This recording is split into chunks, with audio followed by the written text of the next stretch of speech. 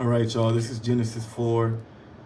We're going to be reading Cain murders Abel. You know, this is a story of how Cain murdered Abel.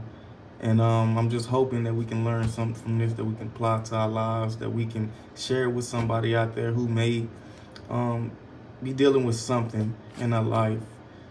And they just don't understand how to go about it or how to deal with it. So I'm just hoping and praying that this small story, this quick story, can help someone.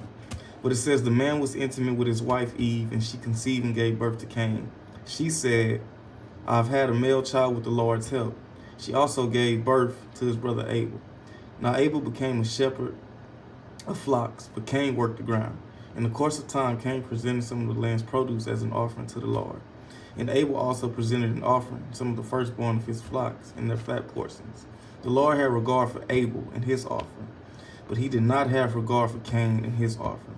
Cain was furious, and he looked despondent. Then the Lord said to Cain, why are you furious? Why do you look despondent? If you do what is right, won't you be accepted? But if you do not do what is right, sin is crouching at the door. Its desire is for you, but you must rule over it. So then Cain said to his brother Abel, let's go out to the field. And while they were in the field, Cain attacked his brother Abel and killed him. Then the Lord said to Cain, where is your brother Abel? He said, I don't know, he replied. Am I my brother's guardian? Then he said, what have you done? Your brother's blood cries out to me from the ground.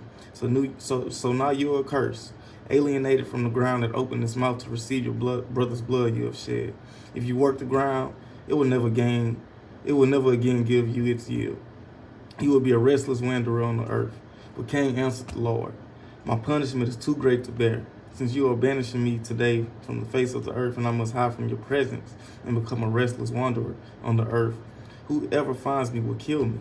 Then the Lord replied to him, in that case, whoever kills Cain will suffer vengeance 7 times over. And he placed a mark on Cain, so that whoever found him would not kill him.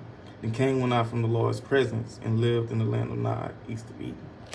One thing I want to say, you know, it talked about how Cain was furious.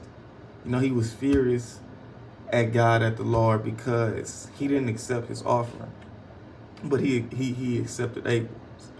And one thing I want you all to understand, I believe, or it says here, he didn't accept, his reason for not accepting Cain's offering wasn't because of what it was, but because of the sin within his heart. And that's something we have to understand from this story. We cannot receive from God